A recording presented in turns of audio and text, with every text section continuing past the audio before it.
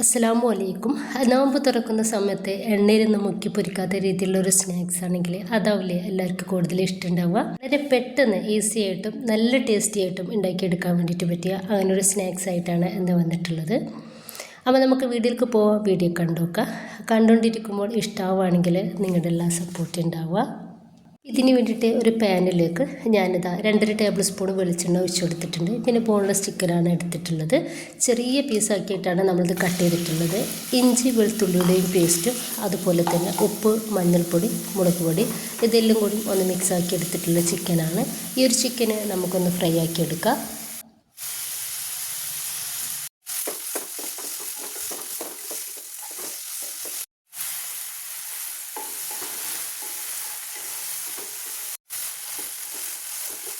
ചിക്കന് ഒരു 1/4 വേവാവുന്ന സമയത്ത് നമുക്കിതിലേക്ക് ഒരു പച്ചമുളക് കട്ടാക്കിയതും കുറച്ച് ക്യാബേജ് ഇതുപോലെ ഒന്ന് കട്ട് ചെയ്തെടുത്തിട്ടുണ്ട്. കുറച്ച് വലിപ്പത്തിൽ, അതുപോലെ തന്നെ സവോളയും കുറച്ച് വലിപ്പത്തിലാണ് കട്ടാക്കി എടുത്തിട്ടുള്ളത്. അതിനിപ്പോൾ ഇതെല്ലാം കൂടി നന്നായിട്ട് ഒന്ന് മിക്സ് ആക്കി എടുക്കുക. ഞാനിതിലേക്ക് ഇഞ്ചിയുടെയും വെളുത്തുള്ളിയുടെയും പൊടിയാണ് ചേർക്കുന്നത്. 1 ടീസ്പൂൺ വീതം ചേർക്കുന്നുണ്ട്. നിങ്ങൾക്ക് ഇഞ്ചിയുടെയും വെളുത്തുള്ളിയുടെയും പേസ്റ്റ് ചേർത്താൽ മതി. 1 ടീസ്പൂൺ കുരുമുളക് പൊടിയും കുറച്ച് ഉപ്പും 1 ടീസ്പൂണ് കാശ്മീരി മുളക് പൊടി കൂടി ചേർക്കുന്നുണ്ട്. നന്നായിട്ട് മിക്സ് ആക്കി എടുക്കുക. നമ്മൾ ഇതിലേക്ക് കൂടുതൽ മസാലകളോ അതുപോലെ കൂടുതൽ പൊടികളൊന്നും നമ്മൾ ചേർക്കുന്നില്ല.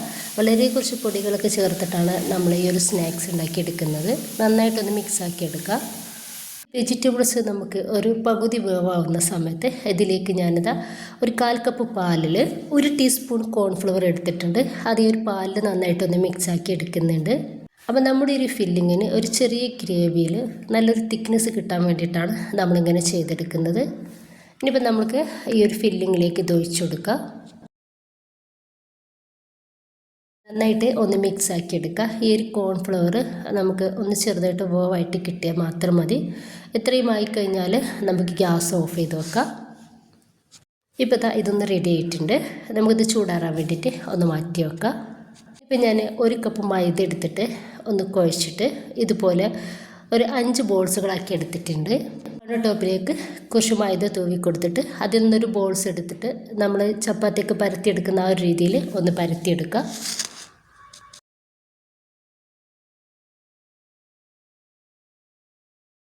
അതേ ഈ ഒരു രീതിയിൽ ഞാനൊന്ന് പരത്തിയെടുത്തിട്ടുണ്ട്. മുഴുവൻ പത്തിരിയും ഒന്ന് പരത്തിയെടുത്തിട്ടുണ്ട്. ഇത് ജസ്റ്റ് നമുക്കൊന്ന് ചുട്ടെടുക്കാം. ഒരു 2 പ്രാവശ്യം നമുക്ക് ഇതൊന്ന് തിരിച്ചു മറിച്ചിട്ടെടുത്തിട്ട് ഒന്ന് റെഡിയാക്കി എടുക്കാം. നന്നായിട്ട് ആടാവണ്ട, ഒരു സോഫ്റ്റ് ആയിട്ടുള്ള രീതിയിൽ വേണം നമ്മളിതൊന്ന് ചുട്ടെടുക്കാൻ വേണ്ടിയിട്ട്. ഇത് റെഡി ആയിട്ടുണ്ട്. പാനിൽ നിന്നും ഒന്ന് മാറ്റാം. മുഴുവൻ പത്തിരി ഞാൻ ചുട്ടെടുത്തിട്ടുണ്ട്. ഒരു പത്തിരി എടുത്തിട്ട് ഞാനിതാ അതിൻ്റെ സെൻറ്ററിൽ ഇതുപോലെ ഒന്ന് കട്ട് ചെയ്തെടുക്കുന്നുണ്ട്.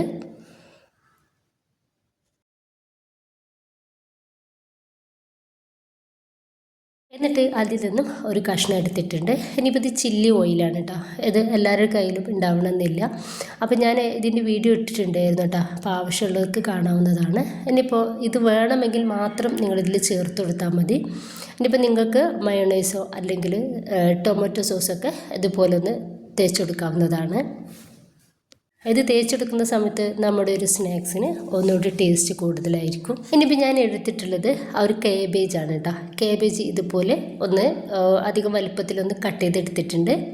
ഇനിയിപ്പോൾ നമുക്ക് ഇതിൻ്റെ മേലേക്കായിട്ട് ഇത് വെച്ച് കൊടുക്കാം. അതിനുശേഷം നമ്മൾ റെഡിയാക്കി വെച്ചിട്ടുള്ള ആ ഒരു ഫില്ലിങ് ഇതിൻ്റെ സെൻറ്ററിലേക്കായിട്ട് ഇട്ട് കൊടുക്കുക.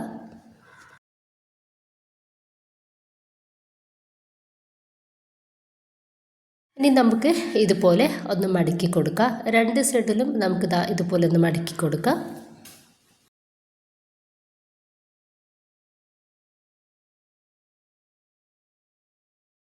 ഈ ഒരു രീതിയിൽ നമുക്കിതൊന്ന് ചെയ്തെടുക്കാവുന്നതാണ്. ഇനിയിപ്പോൾ ഞാനൊരു സ്നാക്സ് ഇവിടെ ഒന്ന് റെഡിയാക്കി എടുത്തിട്ടുണ്ട്. ഒരു പാൻ അടുപ്പത്ത് വെച്ചിട്ട് അതിലേക്ക് വളരെ കുറച്ച് എണ്ണ ഒന്ന് ഒഴിച്ചു കൊടുക്കുന്നുണ്ട്. ഞാനിപ്പോൾ വെളിച്ചെണ്ണയാണ് എടുത്തിട്ടുള്ളത്. അതിലേക്ക് നമ്മുടെ ഒരു സ്നാക്സ് ഒന്ന് വെച്ച് കൊടുക്കുക. ഹൈ ഫ്ലെയിമിൽ തന്നെ വെച്ചിട്ട് നമുക്ക് വേഗത്തിൽ ഇതൊന്ന് ഫ്രൈ ചെയ്തെടുക്കാം.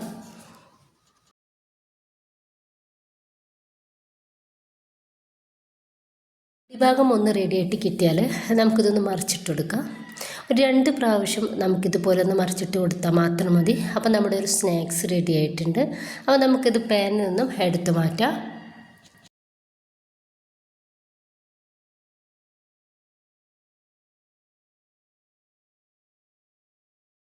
അപ്പോൾ ഇത്രയേ ഉള്ളൂ. നല്ല ടേസ്റ്റാണ് ഈ ഒരു സ്നാക്സ് കഴിക്കാൻ വേണ്ടിയിട്ട്. നമുക്ക് എത്ര വേണമെങ്കിലും കഴിക്കാൻ വേണ്ടിയിട്ട് പറ്റുകയും ചെയ്യും കേട്ടോ. നമ്മൾ എണ്ണയിലൊന്നും മുക്കി പൊരിക്കാത്ത രീതിയിൽ ഉണ്ടാക്കിയെടുക്കുന്നത് കൊണ്ടിട്ട് തന്നെ നമുക്ക് എത്ര വേണമെങ്കിലും കഴിച്ചാലും മടുപ്പൊന്നും വരില്ല. എല്ലാവരും ഉണ്ടാക്കി നോക്കുക, നിങ്ങളുടെ അഭിപ്രായങ്ങൾ അറിയിക്കുക. ഇഷ്ടമായിട്ടുണ്ടെങ്കിൽ നിങ്ങളുടെ സപ്പോർട്ടൊക്കെ ഉണ്ടാവുക. ഇൻഷാ അല്ലാഹ്. ഓക്കെ.